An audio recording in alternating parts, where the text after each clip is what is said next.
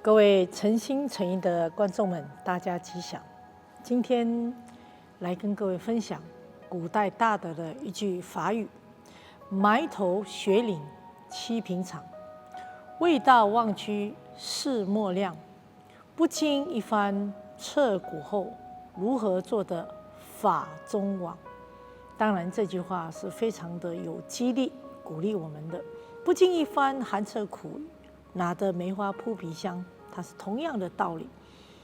各位想要有成就，可是在我观察，在我自己的亲身经验，要成就一件事情，其实是需要时间的一个酝酿，大概10年、8年，才有一番的成就。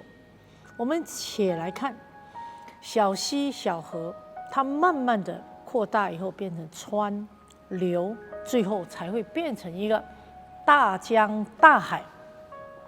同样一座山，它也是地壳变化之后，慢慢的沙土沉，慢慢的成就以后，它才变成一个山丘，慢慢的才会绵绵不断的这个山脉。所以在我们修行人来说，这修行可能是这辈子，还要下辈子，还要再来延续不断的一辈子一辈子的继续的来修，修到成为正等正觉。所以埋头雪岭七平常，我们看到皑皑的白雪，我们想一想，我们的生命里面没有经过春夏秋冬的所谓的辛苦吗？没有经过日夜的一个煎熬吗？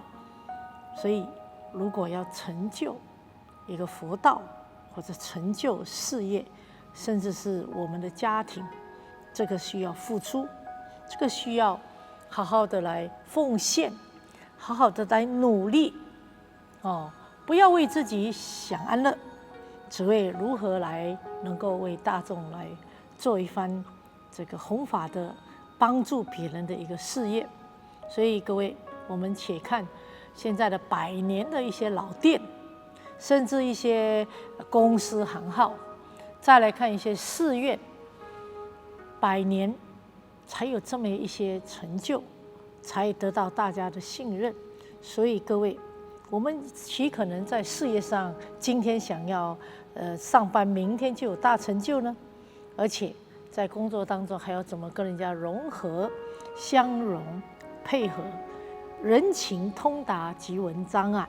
所以如何做得法中王，我相信要一番的自己内心的调整，怎么做到6度波罗蜜，怎么处事圆融，这个就是要我们能够埋头雪岭七平常，未到望区事莫量。不经一番寒彻骨，彻骨后，如何做得法中王？所以对于我们修行人来说也是如此。要做到法中王的话，真的必须一番寒彻骨。我们10年修行才可以坐板凳，要20年、30年乃至40年才能做栋梁。